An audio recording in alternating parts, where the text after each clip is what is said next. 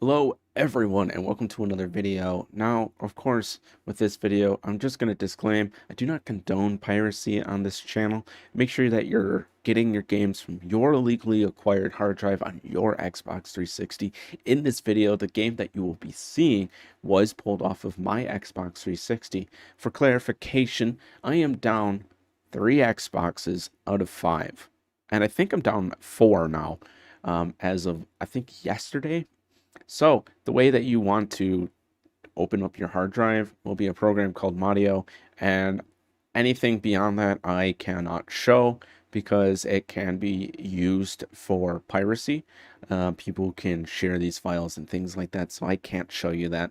However, what I can show you is the Xenia Research Emulator now is allowing full launching of Xbox Live arcade games. So the Tony Hawk Pro Skater HD game, which to my knowledge was considered lost media or something along those lines for a while, is now fully playable in Xenia.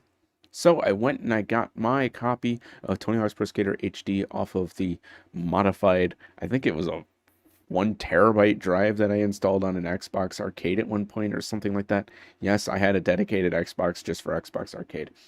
For those of you who are curious, my Xbox 360 Master Chief Edition is overheating. My Xbox 360 Elite Red Rings, my Xbox E model is overheating, and my Xbox Live Arcade model, for whatever reason, has just shot the bed. It is bricked, which means I have one more Xbox 360. I think I can fix the arcade one. I think I know what's wrong. I think the thermal paste is really old and it just can't get past the boot loop or something like that. Or maybe I need to do an update on the software or something corrupted somewhere. But this is my point. The reason why I want to show people proper emulation and how to fix these softwares and so they can play the games that they own is because archival is important, especially when you've already purchased that game. If you own a game, a receipt for a game, I just want people to have access to those games. Hardware like Xbox 360s, PlayStation 2s, PS3s, they don't last forever. I am down several consoles at this point. I love video games. I have thousands of hours in video games. I don't watch TV. I don't watch movies. I am a gamer through and through. That is what I do. So let's get into what you're going to need and how it works. And as always, if you enjoyed this video, hit the subscribe button. So I got my controller down here just so you can know 100% that I am not joshing you. I am 100% honest with what I do on this channel. I don't want anybody getting harmed or getting messed around with, because there are a lot of fake videos out there, and I want to be a resource to help people know that they're getting honest to God truth, which is why I show you everything. So you're going to head on over to xenia.jp/download/ and download the master file right here. Now, this website clearly states that anyone asking about or sharing information related to illegal activities will be banned from the Discord, GitHub, and etc. And I completely agree. Don't do piracy. This is a research project. This is for archival purposes. Make sure you're dumping your own games, and I'm reiterating myself once again. So next thing you're going to need is Notepad++ version 8.4.6, and you're going to need this so that way you can access the Xenia file that we are going to show. Now, once everything is installed, you're going to want to launch your Xenia file. And the very first thing that you're going to look for is File and Show Content Directory. This is very important. So Content Directory is where your saved games will be.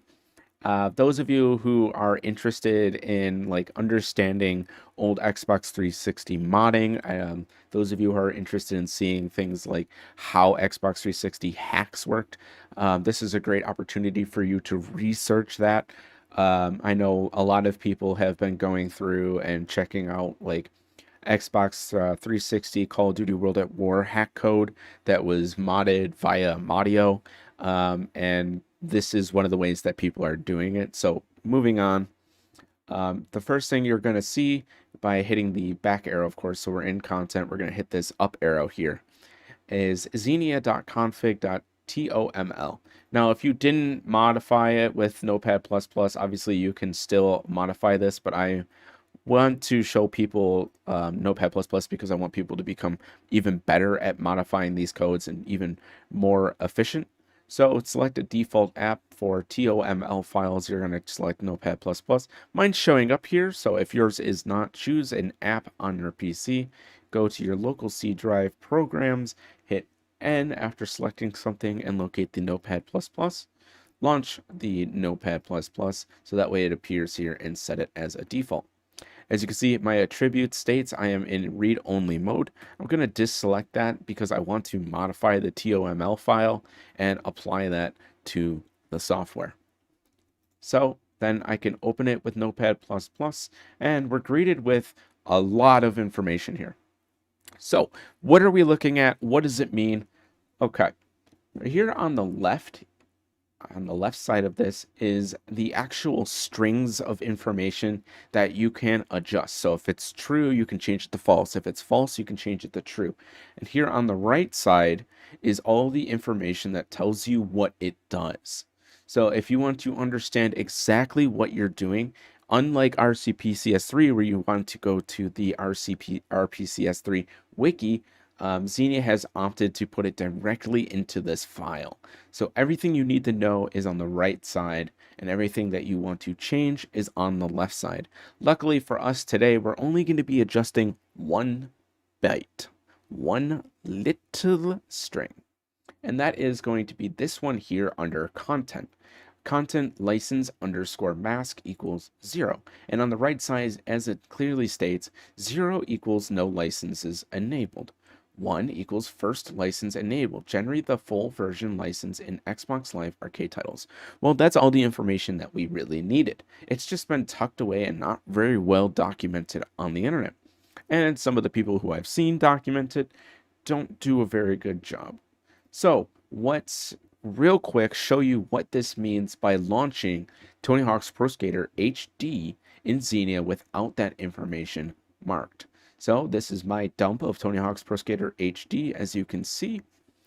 And I'm going to click on the window and just hit A, as you can see. And what should happen is we're prompted with the demo screen for the game, which is about a 1 minute and 30-second demo. And as you can see right there, purchase full game. That's not what we want to see. I already own this game. I own the license to this game on an Xbox 360. I want to play it on my computer.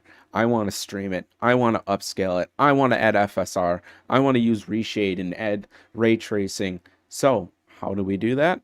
Pretty straightforward. We already know generally where to look, and that is license mask. So we're going to subtract the 0 and make it a 1 and just change that 1 byte of information. But that is not everything you need to do. And a lot of people end their video right here, but I'm going to go through everything. I'm going to go back to properties, make this a read-only file, and reopen it and double check that license mask. Once I do that, I can see that one is definitely set. I can relaunch Xenia, and now it should, when I launch the game, as you're seeing right now, and I hit A, might not work, but hopefully it does.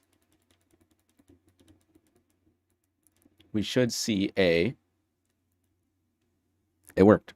We now can play Tony Hawk's Pro Skater HD because Xenia has now associated our identifiers, our registry, our user ID with this game by changing that null padded code to a single byte of code to unlock this title. And now we have the entire game opened up to us.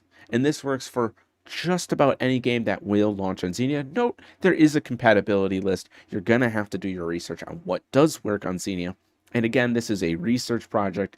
Launching games, getting games working for 100% doesn't seem to be the team's 100% direct focus. It seems more to me that they're focused on understanding how the Xbox 360 works, why it works the way it does, and things like that, like getting the graphics to understand the graphics and what it was using to run those games. So not every game is going to run flawlessly. Not every game is going to have amazing fidelity. So make sure you keep that in mind when you're using Xenia. But that about covers everything that you need to know. Xenia has been this awesome project. I've been following it for a long time, an awesome team. and I really hope to see them make a lot of progress in the future with this program. And make sure you guys are double checking your files. Do virus scans on them. Make sure you're doing malware scans on them. Make sure you're not getting malware from anybody.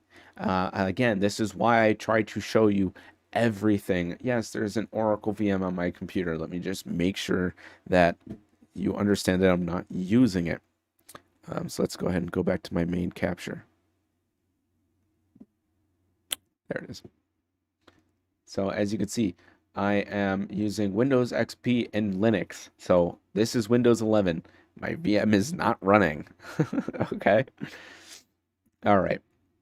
Well, if this video was useful to you, you know what to do. Hit that subscribe button, hit that like button, leave a comment. I hope this really does help a lot of people. I know losing your games sucks. It really, really does. I'm really sick and tired of having to buy used consoles, tear them apart, learn all this technical information, and then for them to just die a couple months later. I mean, I have too many PS3s, I have too many Xboxes, I have too many Wiis. I'm over it. Emulation is just the only option for me at this point. Like at a certain point, as a collector and as an enthusiast in the gaming space, you just get so tired of it. And if you're tired of it, you know, subscribe to the video, subscribe to the channel rather. And I look forward to making more. If we reach 1,000, if we reach 4,000 watch hours, I'll be able to monetize the channel. And if I monetize the channel, I'll be able to invest more into making cool stuff for you guys. And I really look forward to doing that. So I'll see you in the next video. Bye-bye.